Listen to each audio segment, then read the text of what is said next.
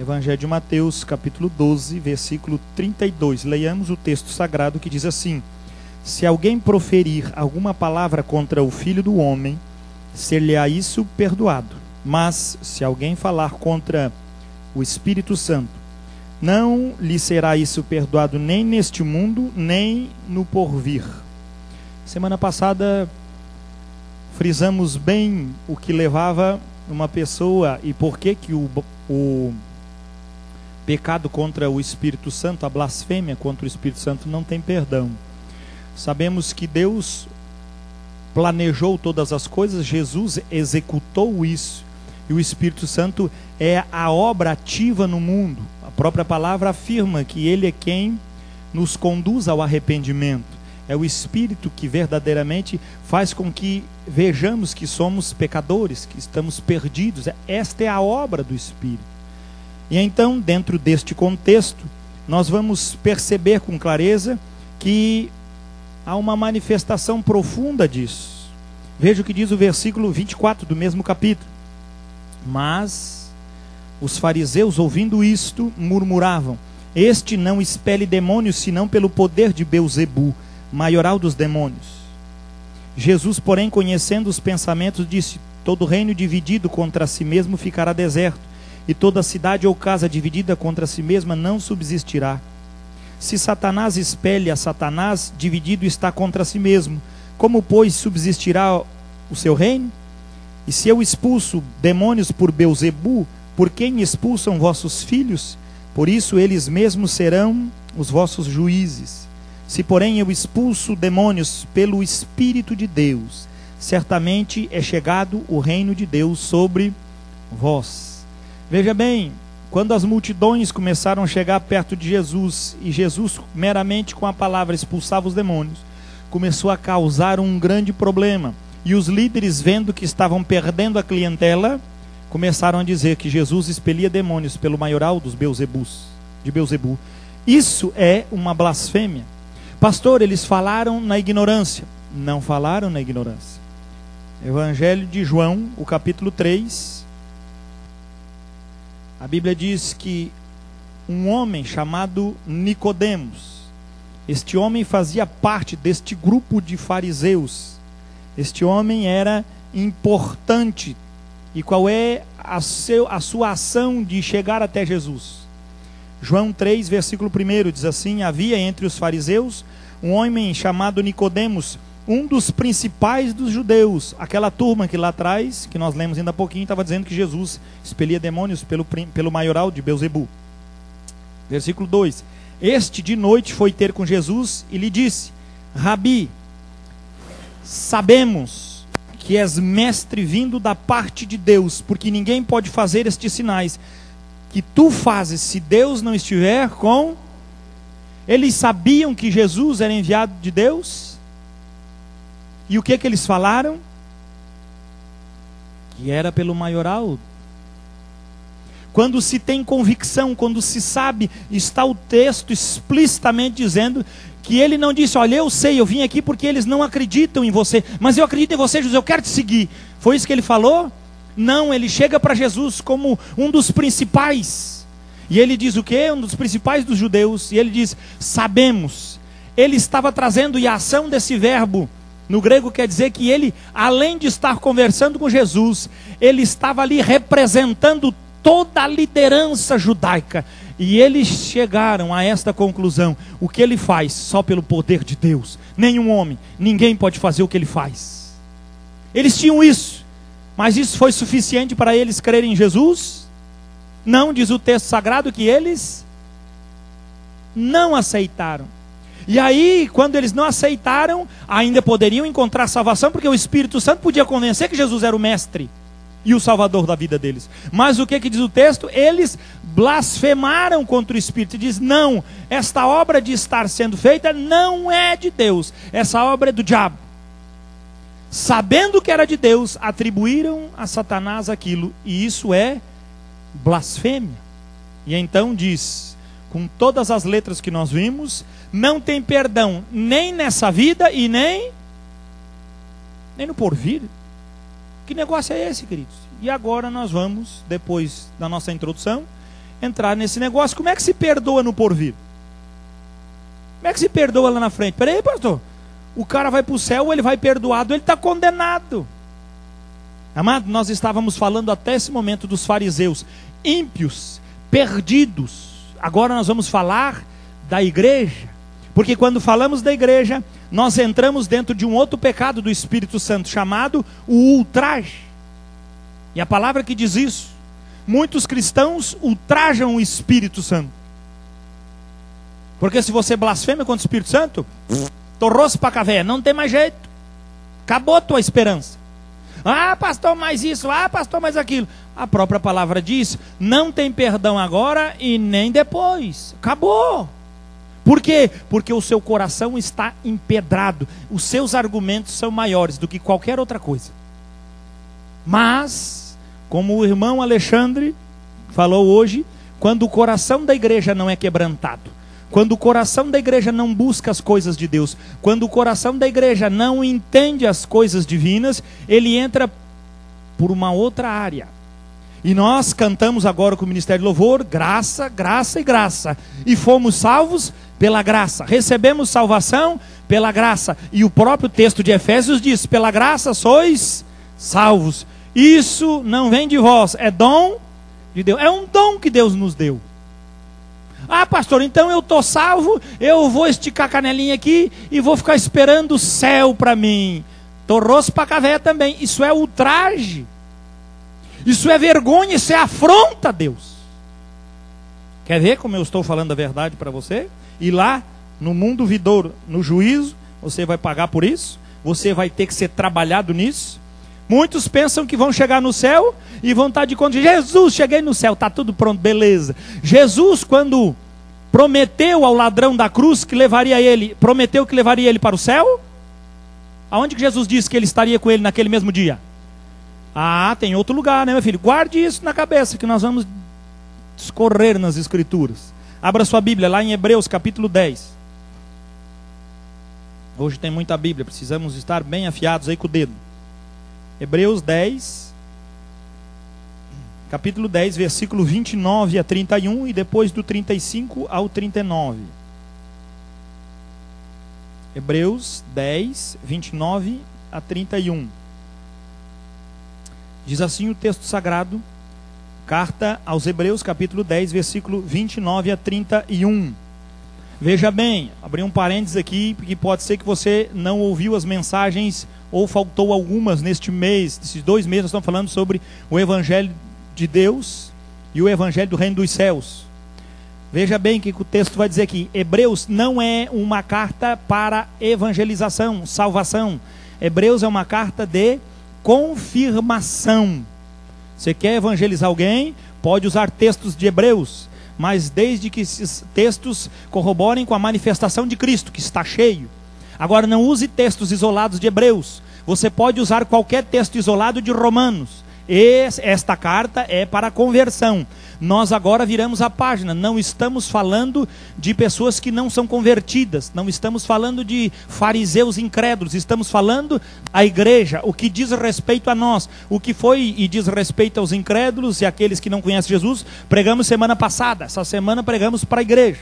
E também o incrédulo que está aqui dentro possa ter luz. E você que já veio bastante tempo, que se diz crente, quem sabe, haja luz também na sua cabeça hoje e se converta de uma vez por todas, graças a Deus. Tudo bem. Hebreus capítulo 10, versículo 29, diz assim: de quanto mais severo castigo julgais vós, será considerado digno aquele que calcou aos pés o Filho de Deus. E o que mais que ele fez? E profanou o sangue da aliança, com o qual foi santificado. Olha só, o sangue nos santifica numa paulada só, mas quando se profana o sangue da aliança, o que que faz? E ultrajou o Espírito da graça. Gente, quem é que recebe isso? O ímpio? Crente, isso é para a igreja que ele está falando. Quem é que recebeu? Graça. É a igreja, meu filho. A graça foi manifestada para os salvos. É verdade ou não é? Amém? Agora o que o texto está dizendo? Existe uma raça dentro da igreja que a Bíblia diz que eles profanam o sangue da aliança, com o qual foi santificado, e eles ultrajou o Espírito da graça. Ora, nós conhecemos aquele que disse: a mim pertence a vingança, eu retribuirei. E outra vez, o Senhor julgará quem, gente? Ah, por que não julga o ímpio? Porque Jesus mesmo disse lá em João: eu não vim para condenar o mundo, porque aquele que crê em mim será salvo, mas aquele que não crê em mim já está condenado. Ele não condena ninguém, meu filho, já está todo mundo debaixo de condenação. Ele só veio para salvar, é ou não é? Agora ele está dizendo aqui que o Senhor julgará o seu povo. É eu e você que estamos com o pescoço na faca, meu filho, não é mais ninguém não. Diz mais o que? Versículo 31, horrível coisa é cair nas mãos do Deus vivo. Eu vejo um monte de gente dizendo para o ímpio: olha, se você não se converter, horrível coisa é cair nas mãos do Deus vivo. Está fora de contexto. Ele não está falando para ímpio. Ele está dizendo que horrível coisa é aquele que profana o Espírito da aliança e da graça. É a igreja que profana. Veja bem, amado. E pensa que vai para o céu e vai estar tudo bem. Há uma diferença grande da igreja daquele tempo para a igreja de hoje. Há um termo gigantesco de alguém que assumia um compromisso e estava disposto a morrer por Cristo. Hoje nós não estamos dispostos nem a estarmos juntos numa campanha evangelística, nem a estarmos juntos no sustento de missionários, nem a estarmos juntos pessoalmente. Estamos caindo na mão do Senhor e Ele vai julgar o seu povo. O texto sagrado diz isso. Porque todos estes hebreus que estavam aqui corresponderam àqueles que se converteram. Não eram ímpios. Agora o versículo 35. Mesmo capítulo. Não abandoneis, portanto, a vossa confiança. Ela tem grande galardão. Se abandonar, vai perder o galardão. O que é galardão?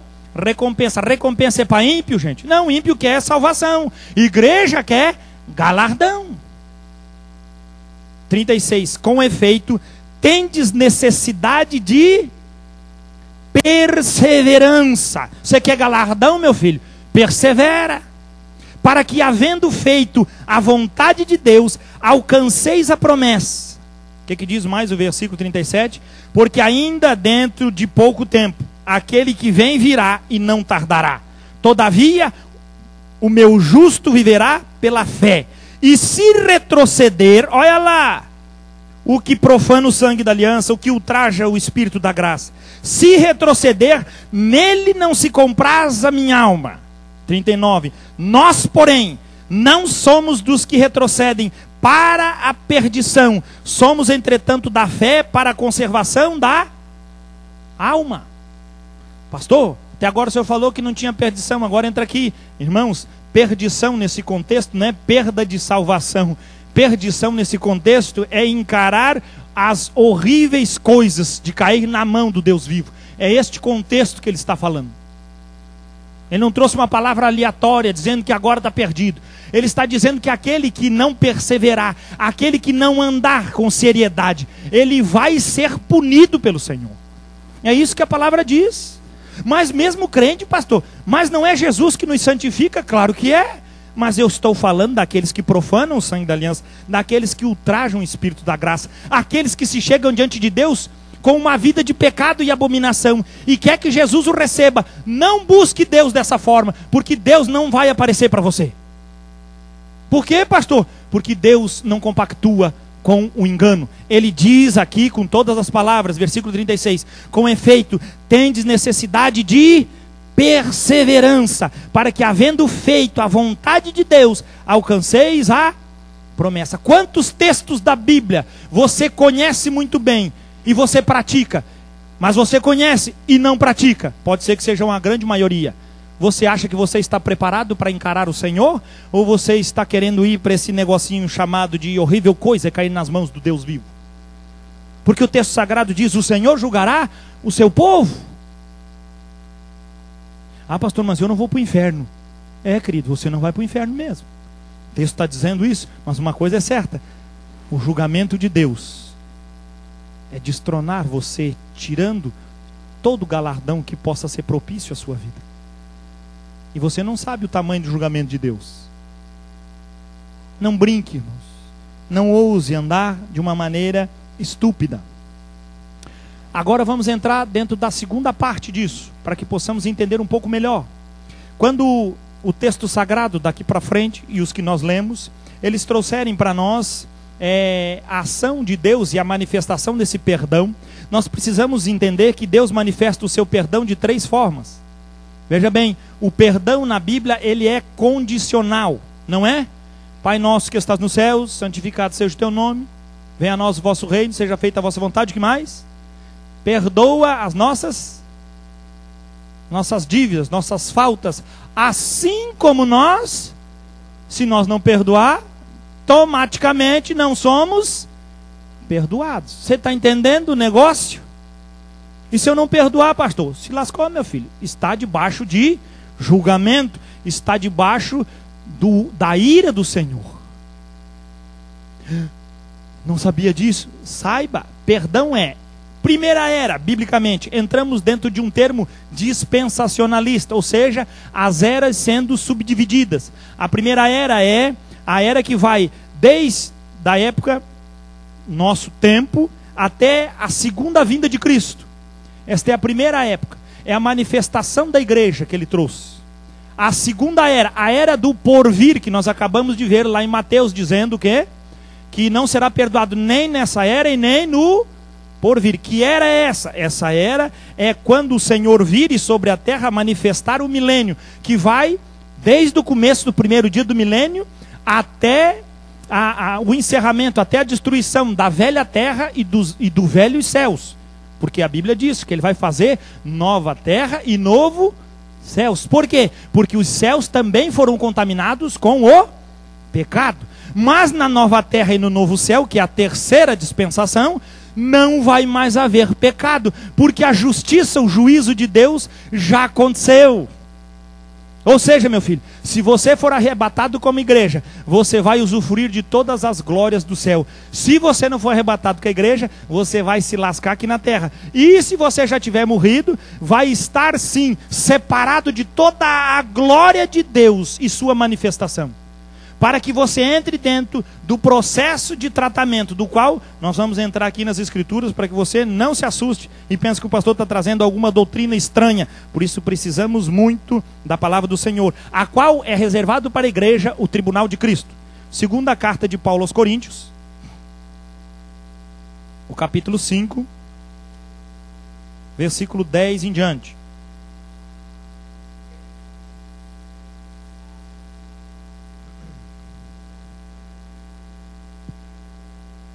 Segunda carta de Paulo aos Coríntios, o capítulo 5, a partir do versículo 10. Veja só o que o texto está dizendo para nós. Porque importa que todos nós, ele está escrevendo quem? Para a igreja de Coríntios. Porque importa que todos nós compareçamos perante o tribunal de quem? De Cristo. Para que cada um receba segundo o bem ou o mal que tiver feito por meio do corpo. Que corpo é esse, querido? A igreja. Marque, sublinhe, puxa uma lista para o lado e bota igreja. Igreja o que, querido? Igreja local. Igreja onde há manifestação de Deus. Não estamos falando aqui de igreja batista. Estamos falando aqui da igreja da nossa convivência. Seremos e estaremos diante de Deus. Peraí, pastor, mas nós depois de salvo ainda estaremos perante o tribunal? Ué, Paulo não se incluiu, ele disse só vocês que iam para o tribunal? O que Paulo diz? Meu filho, ele disse que ele também ia perante o tribunal. Nós estaremos diante de Deus Pai, na presença do tribunal de Cristo, para colhermos o que, queridos? Tudo o que tivermos feito através do corpo. Vamos continuar, versículo 11.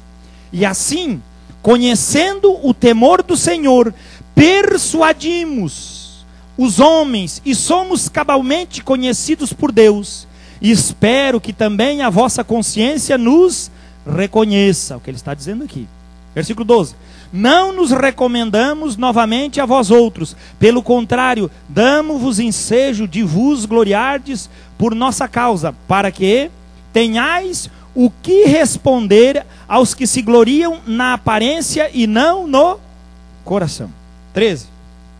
Porque se enlouquecemos é para Deus, e se conservamos o juízo é para vós outros. Pois o amor de Cristo nos constrange, julgando nós isto. Olha o julgamento de Cristo. Um morreu por todos, logo todos morreram. E ele morreu por todos, para que os que vivem não vivam mais para si mesmos, mas para aquele que por eles morreu e ressuscitou. Está dizendo o que vai ser a sentença. Você verdadeiramente morreu com Cristo. Você verdadeiramente sabe nas suas entranhas que a sua vida já não é mais vivida por você, mas é por Cristo. Então você está livre do tribunal, vai receber a sua ação no meio do corpo. Mas se assim não for, vai se lascar, meu filho. Você está sendo egoísta, está debaixo de pecado e o tribunal vai te condenar. Como? Vamos continuar aqui.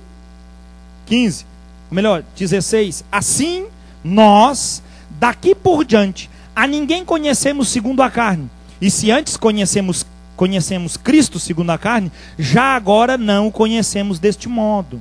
E assim, se alguém está em Cristo, esse Cristo místico, não estou falando o Cristo transcendental aí, esotérico, estou falando do Cristo místico que se manifestou como o divino e soberano Deus sobre todas as coisas.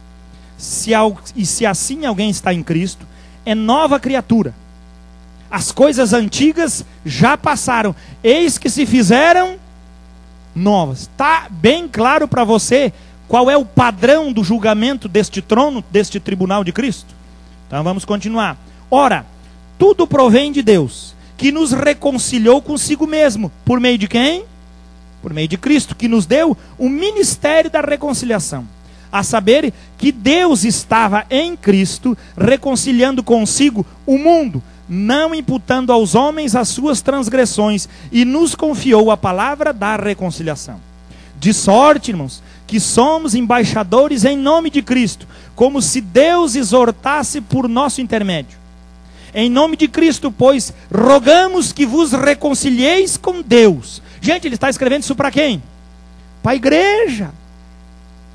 Eles estavam no culto, eles estavam presentes, mas Paulo estava dizendo que aquele povo não estava reconciliado com Deus, e que precisavam estar reconciliados com Deus, na manifestação daqueles que verdadeiramente agora vivem, não para si mais, mas vivem por aquele que por eles morreu e ressuscitou. O que diz mais o texto? 21.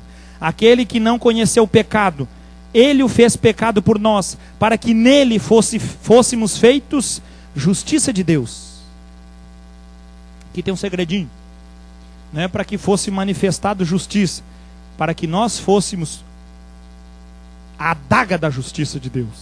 Você é? Não? Então está fora do padrão. Tá? Então está no caminho.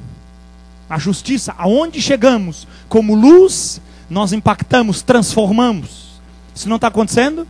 A justiça de Deus não está aparecendo em nós. Estamos fora da reconciliação. O que diz mais o texto? 6:1. E nós, na qualidade de cooperadores com ele, também vos exortamos a que não recebais em vão a graça de Deus. Não parece que Romanos copiou aqui ou aqui copiou lá?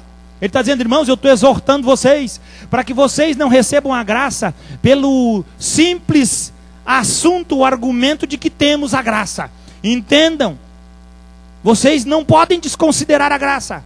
Mas se a graça estiver sobre você e você não tiver a conduta da graça, será punido, será verdadeiramente tratado. Veja o que diz o texto, versículo 2. Porque ele diz, eu te ouvi no tempo da oportunidade e te socorri no dia da salvação. Eis agora o tempo sobre modo oportuno, eis agora o dia da salvação. Não dando nós nenhum motivo de escândalo em coisa alguma, para que o ministério não seja censurado. Gente, o corpo lá atrás, agora a nossa conduta tem que andar o quê?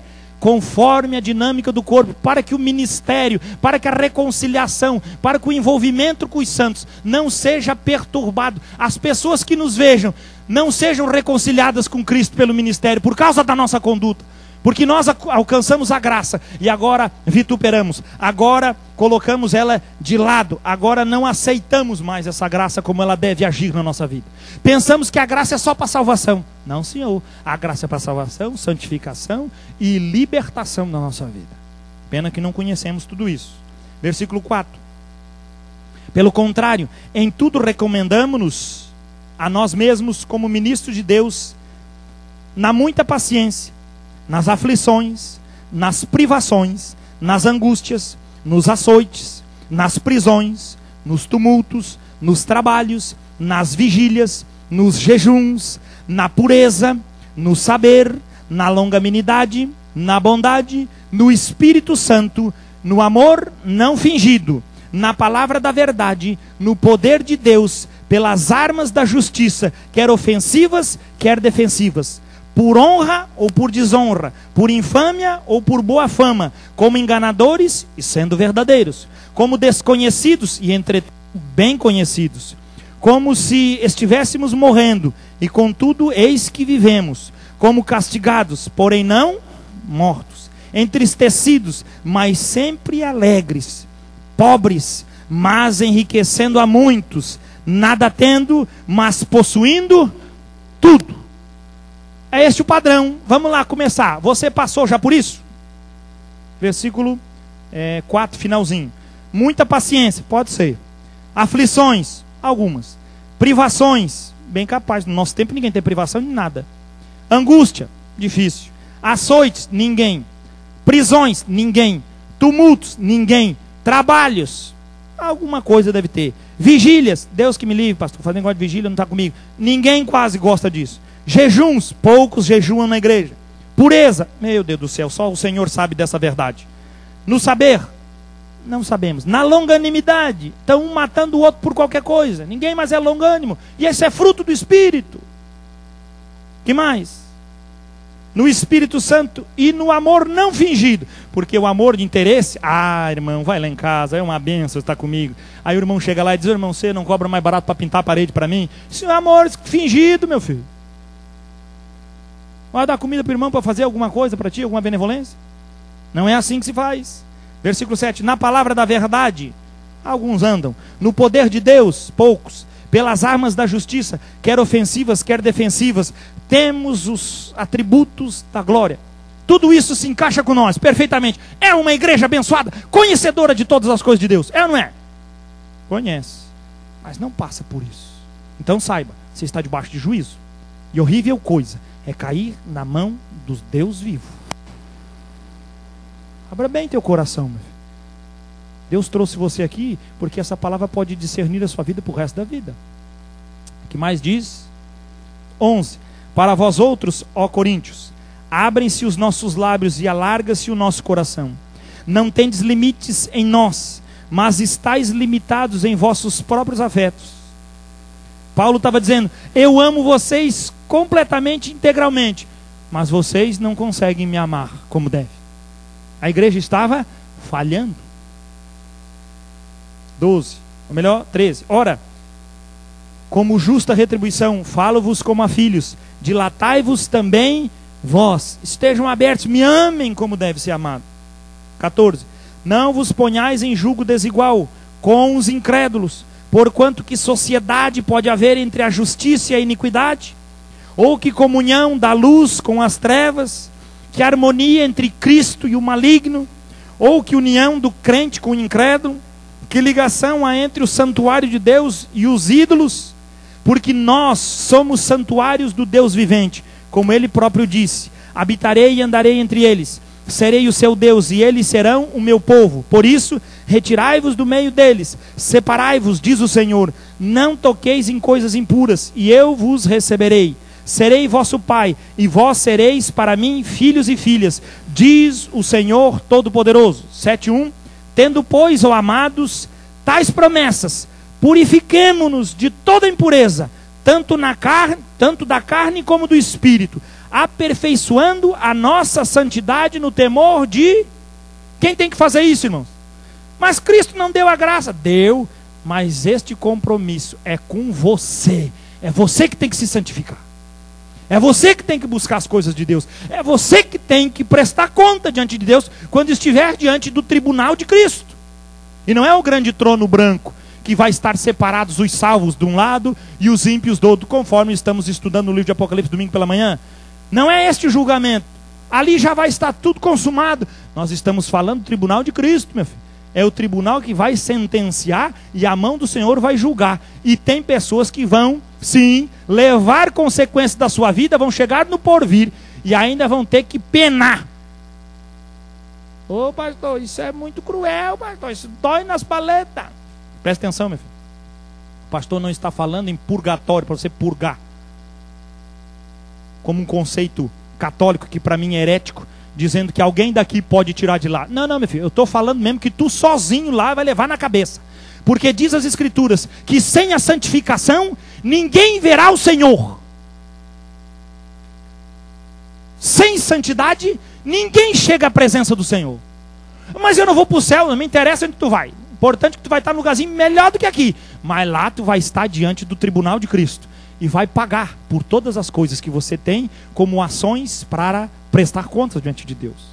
Como isso acontece? Vamos lá voltar. Mateus capítulo 18.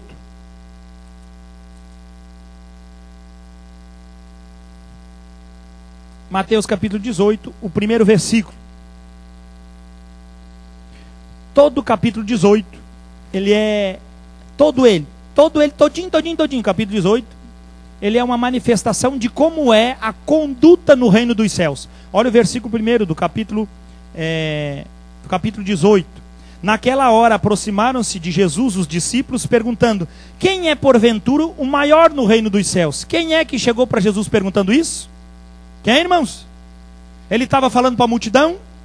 Estava falando para quem? Para os escolhidos, para os que estavam próximos. Mas o que eu quero chegar a vocês, você pode ler em casa, você vai ver que eu estou falando a mais purita da verdade. Versículo 23. Eu quero a palavra para nós. A gente bota isso para ímpio, isso é para crente, isso é para igreja, isso é para quem está dentro do reino de Deus. Olha lá. Versículo 23 do capítulo 18 de Mateus. Por isso, o reino dos céus, olha só, o reino dos céus é semelhante a um rei que resolveu ajustar contas com os seus. O que nós somos de Cristo? É com nós que ele vai ajustar conta, querido. Você pensou que ele não ia ajustar conta com você? Não, pastor, eu tomo ceia, eu dou dízimo. Nunca mais eu vou ter que me incomodar com esse negócio de ajustar conta. A Bíblia diz que você vai ajustar conta. Paulo afirma na palavra que nós lemos agora em 2 Coríntios 5, dizendo que nós vamos estar perante o tribunal de Cristo. Eu vou gritar para você entender que você pensa que a graça te basta, mas você precisa ser cooperador dessa graça. Essa é a verdade. Não se baseie na sua ignorância, bicho burro. Abra a tua cabeça e teu coração e entenda que o Espírito está revelando para você. Não se fie na doutrina que te ensinaram, mas se fie nos escritos, e não são poucos que estão sendo abertos nessa noite, para que Deus te traga luz, e você não passe pela miséria, não passe pelo descaso, receba uma vida de eternidade, mas sem nenhuma glória. Porque o Senhor Jesus veio para a terra, e aqui ele foi entronizado, um nome lhe foi dado acima de todos os nomes, porque a sua conduta era uma conduta de glória, e é isso o caminho da igreja. Você vai passar a eternidade toda debaixo de vergonha, e eu vou chegar lá, eu vou provar para você que isso vai acontecer. O que é que diz mais? 24. E passando a fazê-lo, trouxeram-lhe um que lhe devia 10.000 talentos. Esse coitado chegou lá de situação periclitante. Não tendo ele, porém, com que pagar, ordenou o Senhor que fosse vendido ele, a mulher, os filhos e tudo quanto possuía, e que a dívida fosse paga. Lembre-se, isso é uma parábola, é ações aqui. Você não vai estar com a mulher e os filhos vendendo no céu. É uma parábola de mercado. Na época, o que se pagava a dívida? Com a mulher, com os bens. Se fosse no nosso tempo, dizia que ele ia perder a casa, o carro, os bens dele. Estamos dentro de um contexto lá, não de um contexto aqui. O que diz mais? Versículo 26. Então o servo, prostrando-se reverente, rogou: sê paciente comigo e tudo te pagarei. E o senhor daquele servo, compadecendo-se, mandou-o embora, perdoou-lhe a dívida. Saindo, porém, aquele servo, todo o tempo é servo para todo lado, encontrou um dos seus conservos, alguém que não havia exteriorizado o perdão de comunhão, que lhe devia 100 denários. e agarrando, o sufocava, dizendo: paga-me o que deves, o que me deves. Então o seu conservo, caindo-lhe aos pés, lhe implorava: sê paciente comigo e te pagarei. Ele, entretanto, não quis. Antes, indo-se, o lançou na prisão, até que saldasse a dívida. Vendo os seus companheiros o que se ia passando, entristeceram-se muito. Quem eram estes companheiros que viram eles, mano? Onde é que está a conduta disso? Aonde? Na igreja, meu filho. Os companheiros viram: puxa, mas ele foi abençoado por Deus, era um baita de um pecador, Deus perdoa, agora o outro está devendo para ele. Ele não pode. É a conduta do caminho unido. Ele estava falando para quem? Para os discípulos. Ele trouxe eles a entendimento: entre vocês. Porque eles estavam arruizando um pouquinho, dizendo o quê? Quem é maior no reino de Deus? Quem é mais importante? Isso era discórdia e desconfiança dentro deles. Jesus estava trazendo isso para eles. Versículo 32. Então seu senhor, chamando-lhe, disse: servo malvado, perdoei-te aquela dívida toda, porque me suplicaste. Não devias tu igualmente compadecer-te do teu conservo, como também eu me compadeci de ti? Indignando-se o seu senhor, o entregou a quem? Aos verdugos, aos torturadores, outra tradução traz, aqueles que vão cobrar toda a dívida, até que lhe pagasse toda a dívida. 35. Assim também meu Pai Celeste vos fará, se do íntimo não perdoardes cada um a seu irmão. Entendeu? Tatu velho. Ele está explicitamente dizendo que a nossa conduta de irmandade, que o nosso convívio de igreja, ele é muito mais sério do que nós pensamos. Ele é muito mais sério do que nós pensamos. Ele é muito mais sério do que nós realmente entendemos. Porque pensamos que igreja é apenas um lugar onde a gente se reúne para ouvir uma palavra, cantar o Senhor e fazer uma festinha e depois está resolvido o negócio. Lembre-se, igreja é algo extremamente sério. E Jesus não toma por inocente. Amado, vamos ser sinceros. Se alguém fala o nome de Deus em vão, a Bíblia diz o quê? Deus não tomará por inocente aquele que chama, aquele que ofende, aquele que blasfema o santo nome de Deus em vão. É o que diz a Bíblia, não é? Só isso. Agora a sua conduta, a sua ação e reação, ela vai ser, Deus não vai fazer de conta que não aconteceu nada. Vai pensando, meu filho. Lembra, o mundo vindouro tem todo um milênio, tem 1000 anos aí, meu filho, para ser tratado. Tem neguinho e branco também, que vai se lascar porque não entende o evangelho. E ele vai pensando que vai chegar no céu e vai ter só prazeres, só coisa boa. Vai chegar lá e vai se lascar. Por quê? Porque a palavra traz para nós a conduta da direção daquilo que se chega. Vamos ver qual o padrão da igreja? Atos, capítulo 14. Tem pastor que proíbe isso para ensinar para a igreja. Mas eu, como não sou variadinho da cabeça, eu gosto mesmo de ensinar coisa porreta. Eu quero que você se lasque de certa forma, no bom sentido, né, meu filho? Atos 14, capítulo 14, versículo 21. Ou melhor, vamos pegar do 19 até o versículo 22. Paulo é apedrejado aqui nesse negócio. Paulo já levou mais uma catuta, né? 19. Sobrevieram, porém, judeus de Antioquia e Icônio, instigando as multidões e apedrejando a Paulo, arrastaram para fora da cidade, dando-o por morto. Rodeando, porém, os discípulos, levantou-se e entrou na cidade. No dia seguinte, partiu com Barnabé para Derbe, e tendo anunciado o evangelho naquela cidade, e feito muitos discípulos, voltaram para Listra, Icônio e Antioquia. 22. Fortalecendo a alma dos discípulos, exortando-os a permanecer firmes na fé, e mostrando que através de muitas tribulações nos importa entrar no reino de Deus. Qual era o evangelho que Paulo pregava, meu filho? O evangelho da prosperidade. É ou não é? Ele disse: irmão, agora vocês vão trocar o jumentinho pelo camelo, agora vocês vão ser uma bênção. É isso que ele fazia? Qual era o conselho que Paulo fazia, meu filho? Veja aí na tua Bíblia. Ele foi nas igrejas e ele pregou em todas elas, dizendo que para entrar no reino dos céus, não é só levantar a mão e aceitar Jesus. Ah, Jesus, estou aqui, tá. Quando chegar no céu, tu lembra de mim. Filho, não entre nessa doutrina que está te carregando para o inferno. Preste atenção, meu filho. Diz o texto sagrado, ele foi e ainda chegou lá e exortou aqueles irmãos. Não foi nenhuma nem duas, em várias cidades, dizendo que para chegar no céu precisava passar por muitas tribulações. Será que nós estamos indo para o céu mesmo, meus filhos?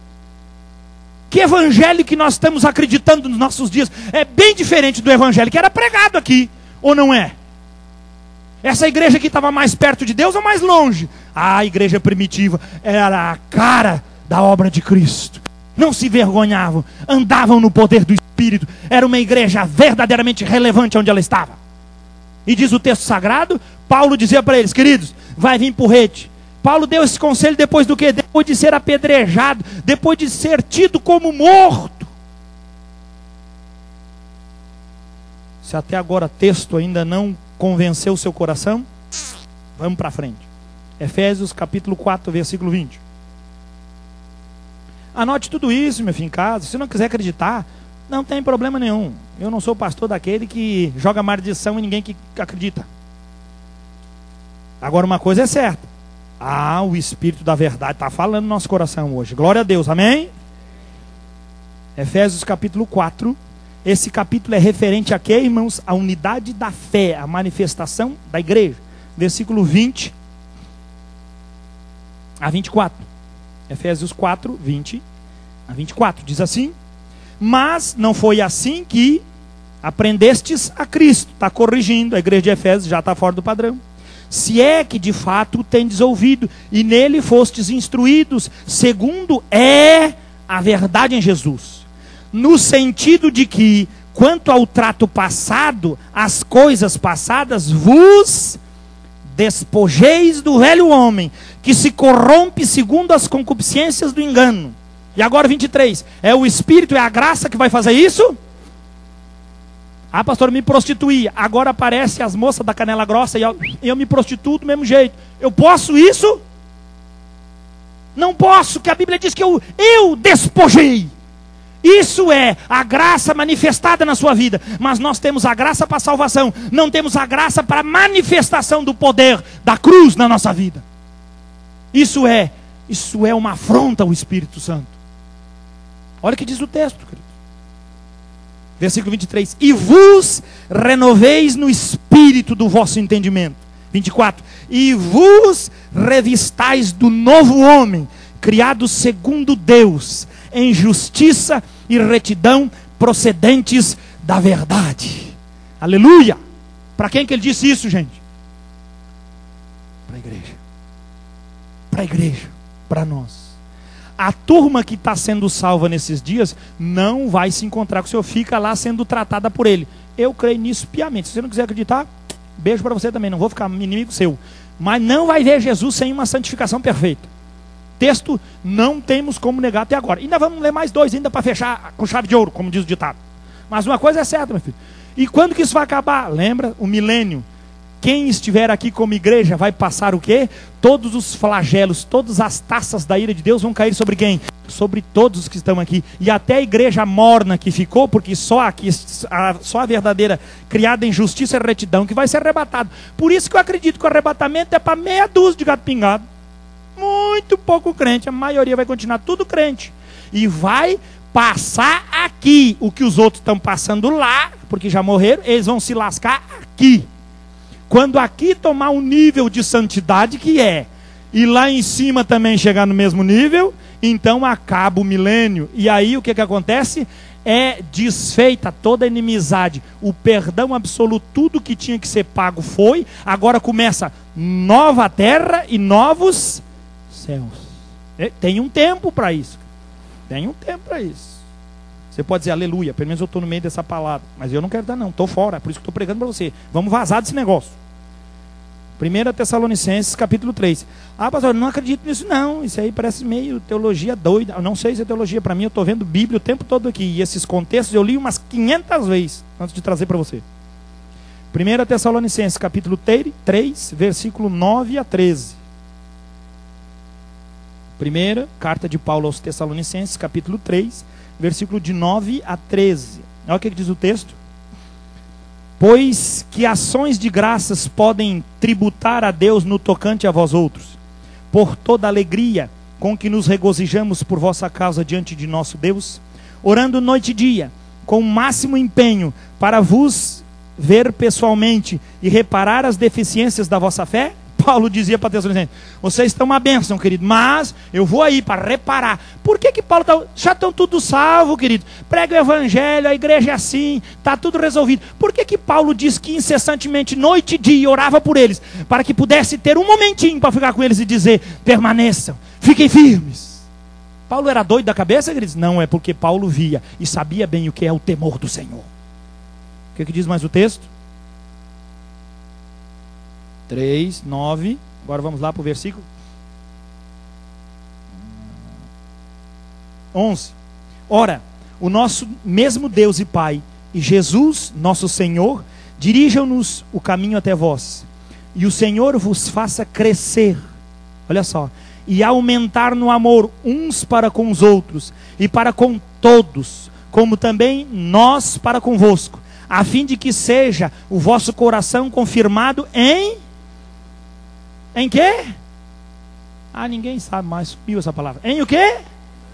Como é que manifesta a santidade, querido? Ela vem do céu, eu vou orar, e a santidade cai sobre mim, eu agora estou santo. É assim?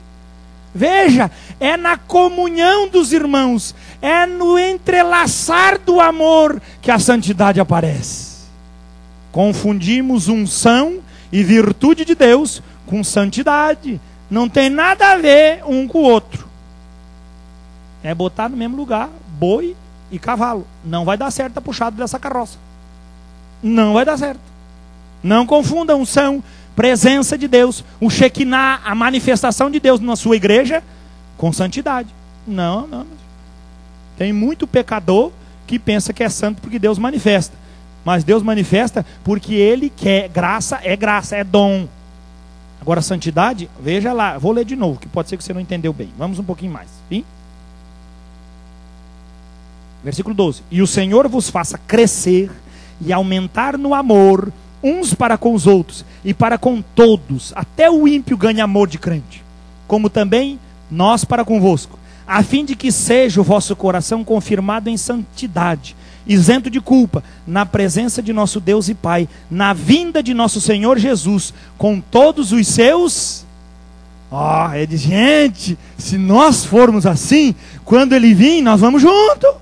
E se a gente não for, fica. Não tem dois pesos de uma medida. Ou é ou não é. Para encerrar, Hebreus capítulo 12.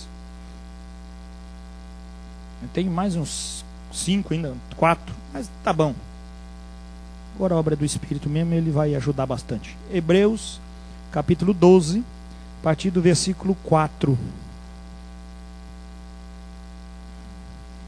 Ora, na vossa luta contra o pecado, Paulo falando isso aos hebreus, que já tinham sido espoliados, que já tinham perdido suas casas, já tinham fatigados, já estavam cansados. Ora, a vossa luta contra o pecado ainda não tendes resistido até o sangue, e estáis esquecidos da exortação que como a filhos discorre convosco. Filho meu, não menosprezes a correção que vem do Senhor, nem desmaies quando por ele és reprovado, porque o Senhor corrige a quem ama e açoita todo filho a quem recebe. Versículo 7. É para a disciplina que perseverais. Gente, a perseverança provocada em nós produz o quê? Disciplina de Deus.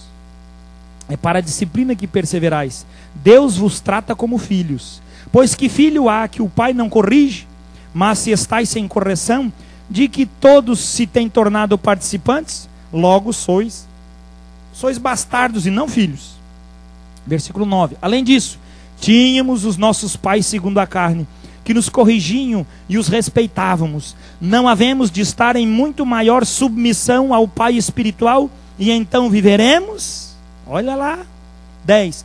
Pois eles nos corrigiam por pouco tempo, segundo melhor lhes parecia. Deus, porém, nos disciplina para o quê? Aproveitamento, a fim de sermos participantes da sua... Meu filho, não é só querer ser participante da santidade. Ele nos disciplina para que possamos ser irrepreensíveis e santos. Versículo 11.